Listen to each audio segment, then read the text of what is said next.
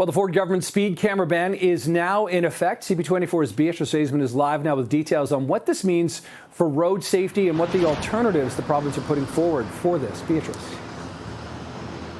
Well, Nick, it means if you got a ticket from one of these machines, you still have to pay it. That's not being excused. But as of 11:59 last night, these machines were no longer issuing new tickets. So anyone who is choosing to speed down Parkside Drive, for example, today is not going to be issued a ticket by these speed enforcement cameras. And keep in mind, some drivers, according to a Freedom of Information Act that Safe Parkside obtained, were going to 140, 50 kilometers per hour, 100 over the speed limit.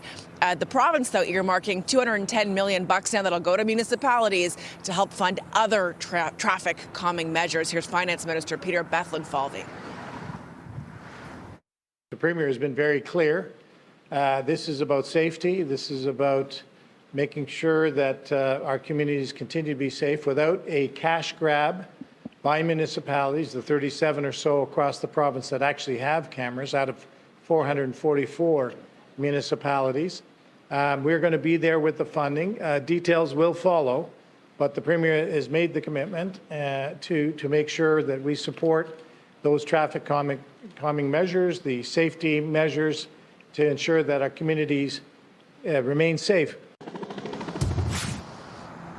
Chopper 24 giving us a bird's eye view right now of Parkside and Algonquin. Right where I'm standing, Nick, right now, you'll notice there are no speed bumps, no crosswalks, no crossing guards or roundabouts here on Parkside or elsewhere across the city where these speed cameras exist. But that's what the province is looking to do when it comes to spending that $210 million. $42 million of it will go to municipalities like Toronto that already had these speed cameras put in place, though the mayor of Toronto wants the province to pay more. Why? Because Toronto spent, according to the mayor, more than $30 million on crossing guards alone in school zones to help get drivers to slow down and protect the kids as they're making their way to and from school. The rest of the cash, cities will have to apply for it if they want it. There are municipalities like Burlington that were planning on installing speed cameras.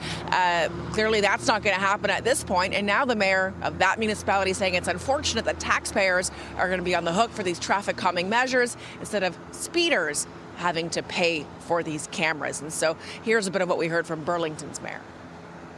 We were only going to put them in 6 locations. So it was those 6 that are on busy roads. You can't put in a speed bump. You can't put in a roundabout.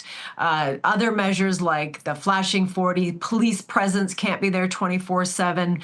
And all of those measures have been either tried or ruled out as ineffective. This was our last hope to ensure that people slowed down in school districts. The data is unequivocal that it does work. It slows things down. But we spent several $100,000 in preparation to do our homework, to make sure that our decisions were evidence-based.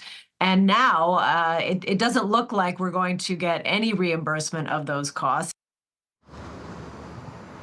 And a study that was co-authored by Sick Kids Hospital showed that in school zones, particularly these speed enforcement cameras were effective, Nick, in terms of getting drivers to slow down. Municipalities where they already exist, for example, Brampton, I've been talking to a city councilor out there this morning.